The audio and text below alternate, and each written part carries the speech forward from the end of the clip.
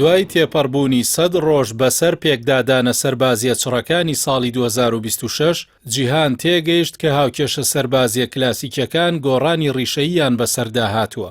سەرەڕایەوەی ئەمریکا و ئیسرائیل بە نوێترین تەکنەلۆژیای ئاسمانی و گورزی ورد هێرشیان کردە سەر بنکە ئەتۆمی و سەربازیەکانی ئێران.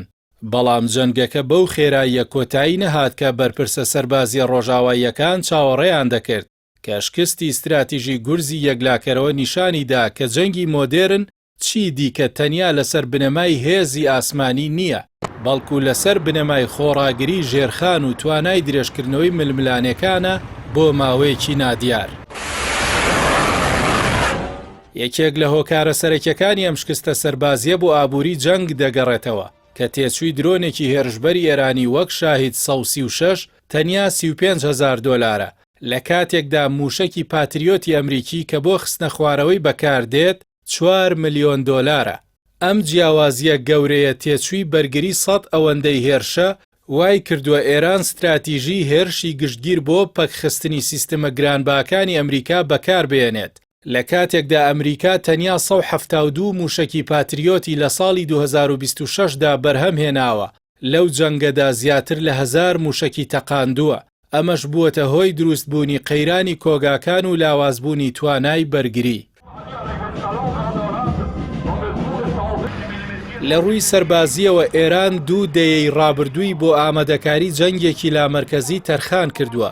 ئێران سوپاکەی بۆ 31 فەرماندەیی هەرێمی سربەخۆ دابەش کردووە کە هەر یەکەیان خاوەن کۆگا و بڕیاری خۆیانن.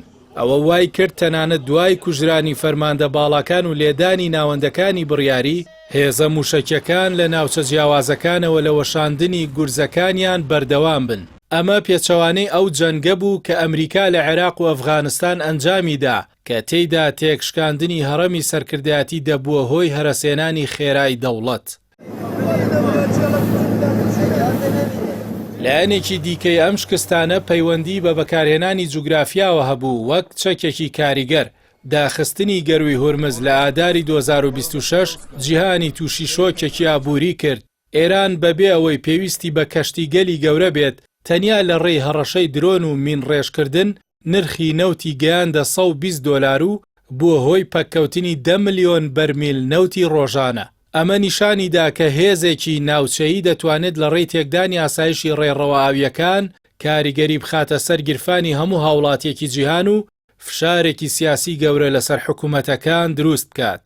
لە کۆتاییدا وانەی ئەم 100 ڕۆژە ئەوەیە کە چیتر بۆ بردنەوەی جەنگ پێویستت بە مەدالیای زێر لە تەکنەلۆژیادا نییە، بەڵکو وەک زانا پیتەر زیمەرمان دەڵێت زۆر جار مەدالیای برۆنزی و بەکارهێنانی چەکی هەرزان و فراوان کاریگەرترە، بە تایبەت کە جەنگەکە سەلماندی شارە مۆدرنەکان و ژێرخانە مەدەنیەکان، کارەبا، ئاو، پەیوەندیەکان بوونەتە گۆڕەپانی سەرەکی ململانێکە و وڵاتێکی وەک ئێران توانیویانە بە پشبەستن بە درۆن و موشەکی بالیستی جەنگەکە لە بەرەکانی شەڕۆ بۆ نێو قوڵایی خاکی نەیارەکانیان بگوازنەوە.